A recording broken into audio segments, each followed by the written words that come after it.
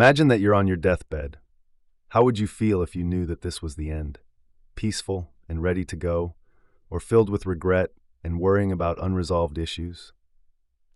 Diane Button works as an end-of-life doula, or death doula, accompanying people in their final days. She's seen how death brings clarity and how some people manage to pass away in a state of serenity. Through her work as a doula, Button helps people cultivate this sense of peace and fulfillment. But in her view, we shouldn't wait till we're dying. There are things we can do right now to set ourselves up for a good death, mindsets to adopt, and practices to incorporate into our daily lives. Today, we'll learn about Button's profoundly important work and explore some of the stories that have left a lasting impression on her. Whether you're currently dealing with illness or death, or you just want some guidance on how to make the most of life, you're sure to find some useful insights. If there's anything we can learn from the dying, it's what matters most in life. At the age of 84, Button's beloved grandfather became ill. He had lung cancer, and it wasn't long before the disease metastasized into his brain. But although the last weeks of his life were heartbreaking to witness, there were also moments of joy. Just a few nights before he died, the family gathered for dinner. Button's grandfather enjoyed his favorite meal, lamb chops with mint jelly, followed by strawberry shortcake. At one point, he paused and leaned forward, as though he were about to say something important. Then he said slowly, "When I die, I'll really miss mint jelly." Everyone chuckled, and when Button's grandfather passed away a few days later, he had a smile on his face. As Button gazed at him, she had a sudden realization. She wanted to know more about her grandfather. She wanted to understand what had brought him such fulfillment in life, allowing him to die in peace. This is where her journey began. In order to learn more about the process of dying, Button decided to do a master's degree in counseling psychology. And as she worked on her thesis, doing research on what makes a meaningful life, things started to click. She focused on people aged 75 or older who felt that they'd had fulfilling lives and were ready to die in peace. From her research, Button learned what matters most in life: love, relationships, kindness. Religious faith or spiritual beliefs can help too, allowing people to prepare peacefully for the end of their life. At last, Button was starting to understand why her grandfather died with a smile. Emotionally, he was free. Spiritually, he was at peace. He was able to die unburdened. Button later worked as a hospice volunteer and then trained as a death doula, or an end-of-life worker. Essentially, this involves supporting people in their final weeks or days. People often assume Button's work is sad or difficult, but actually she finds it uplifting or even joyful. It's a privilege to be invited to the bedside of someone who's dying. Through her work, she's seen the shift that takes place at the end of life. When someone is facing death, priorities change, and they realize that there's no time to waste. They want to focus on what really matters, things like love, meaning, and forgiveness. In the following sections, we'll explore the stories of some of Button's clients and see what we can learn. In order to die well, we need to live well. The preparation starts now. Sometimes you meet someone who changes the way you see the world. Working with the dying, Button has had many epiphanies, but one person stands out in particular. Floyd showed her how to be a doula, honoring every emotion. Above all, he taught her the importance of listening, truly connecting with others. When Button and Floyd first met, he was lonely. He was in his late 80s, living alone in the farmhouse which he had once shared with his wife of 60 years. Now he was dying of kidney failure, and he hoped that talking to Button would help him. Perhaps he could regain some emotional energy and start to socialize a little. Button enjoyed her conversations with Floyd. When he talked about his past, reminiscing about his wife, he became so animated. You wouldn't have thought that he was dying. Button realized just how important it was for Floyd to talk, to share his emotions and memories with another person. One day, Floyd asked Button to accompany him to a medical visit. Surprisingly, he was in a good mood, smiling as he entered the office. But the receptionist barely looked at him. After going through the basic information, she cut Floyd off mid-answer and told him to go to the waiting room. When the nurse arrived, something similar happened. Floyd beamed at her and asked her how she was. The nurse mumbled, clearly not interested in having a conversation. After taking his vitals, she left the room. She never even looked at Floyd. And then the doctor came in. With a smile and a tone of genuine care, she asked Floyd how he was. She looked him in the eye as they talked, recalling how Floyd and his wife used to come to appointments together. When Button and Floyd left the doctor's office, he was smiling once again. "I like her," said Floyd. "I try to be friendly to everyone I meet, but she's the only one here who even looks at me." That's when it struck Button. The visit to the doctor's office was probably one of the highlights of Floyd's week. These brief social interactions mattered to him, as they allowed him to feel seen and heard. Floyd's love for his wife and his desire for connection are an important reminder of what matters most: our relationships with each other. You never know what a person might be going through, so when you encounter someone, take the time to acknowledge them, listen to them, smile at them. You might even make their day.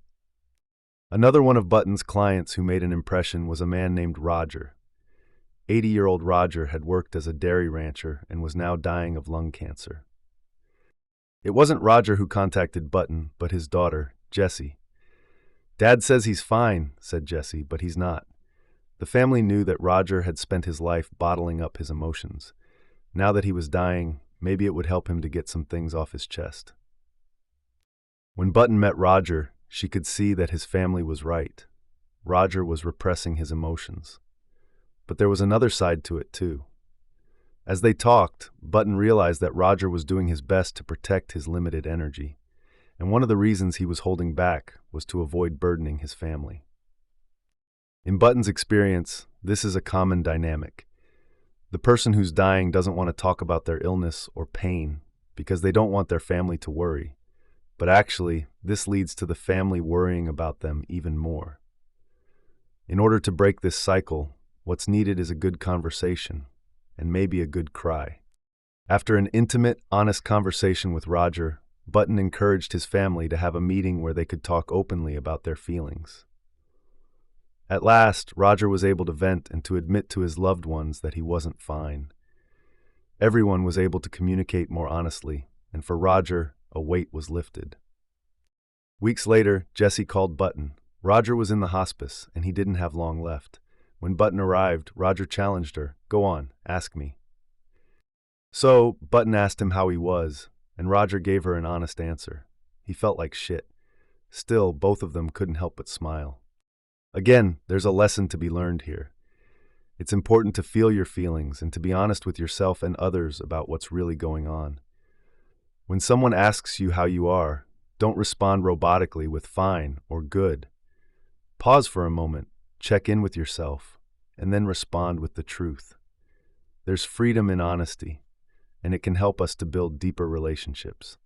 The stories we've looked at so far have involved people in their 80s, but sadly, Button's work sometimes involves younger people, even children. She once worked with Rosie, a 6-year-old with terminal cancer. Rosie's parents were struggling. Not only did they have a child who was terminally ill, they also had 3 other young children. Button stepped in to help, taking Rosie and her siblings to the park and organizing arts and crafts sessions. One day, Button asked Rosie what her favorite color was.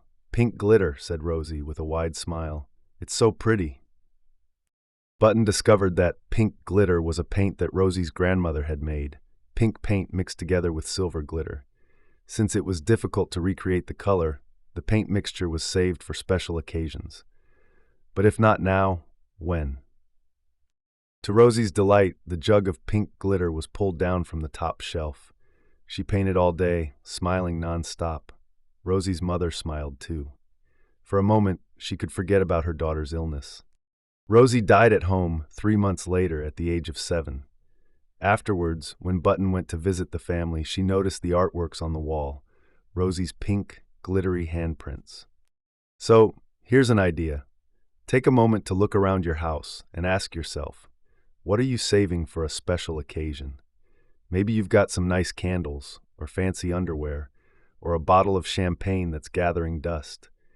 If you knew that you had limited time left on Earth, maybe you would use those things now. For Button, the lesson is this: we don't have to wait to celebrate. Let's enjoy ourselves right now. Burn that candle, use the expensive dishes, get out the pink glitter. Through her work with the dying, Button has learned so many lessons. The importance of connection, being honest with yourself and others, and enjoying the present. In turn, she helps her clients to prepare for a peaceful death. One way she does this is through specific exercises, which help people focus on what really matters. These are exercises that you can try yourself right now.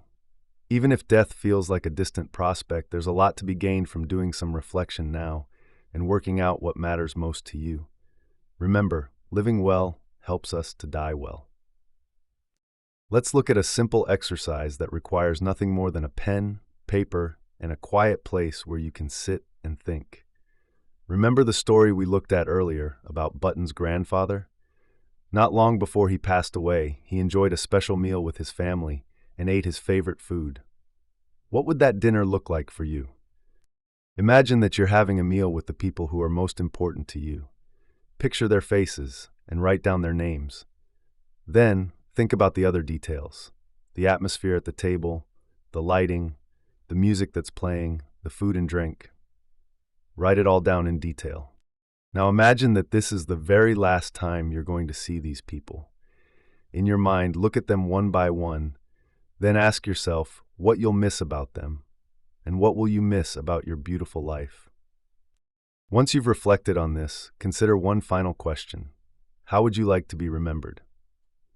Meditating on these questions gives you an opportunity to reflect on the life you've lived so far and to contemplate the future. In the end, what matters most?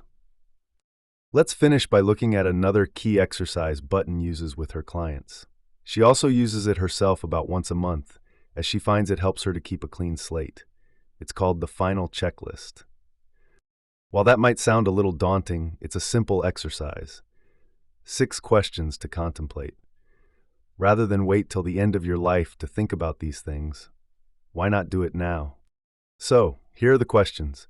Take your time and think deeply about your answers. Who matters most to you? What matters most? When you're lying awake at night, what worries you? During the day, what gives you joy? What has been left unsaid?